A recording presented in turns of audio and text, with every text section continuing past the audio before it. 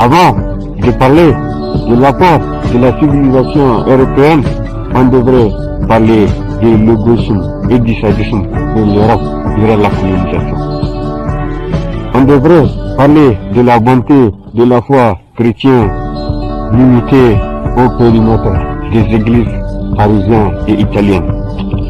On devrait parler de la générosité de l'Europe qui a eu l'audace d'offrir une balade à un enfant de l'Afrique durant la Première et la Seconde Guerre mondiale.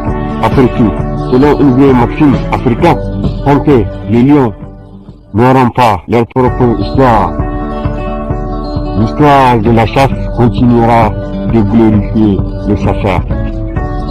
Si seulement je peux faire un tour en Europe, je dirais à tous ces Européens que je ne suis pas vraiment fan de la démocratie européenne. Et je dirais à tous ces Européens que, comme ce Gérard, les moutons intellectuels et tous les rats qui siègent les assemblées des nations africaines seront traités et chassés par les enfants de l'Afrique.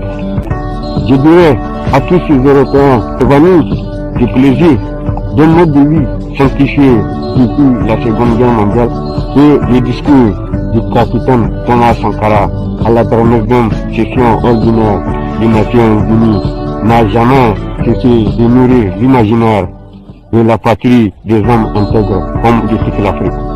Et le vibrant discours du 30 juin de 1960 de Patrice Lumumba ne cessera jamais de résonner aux Zaïre comme aux quatre coins de l'Afrique. Et je dirais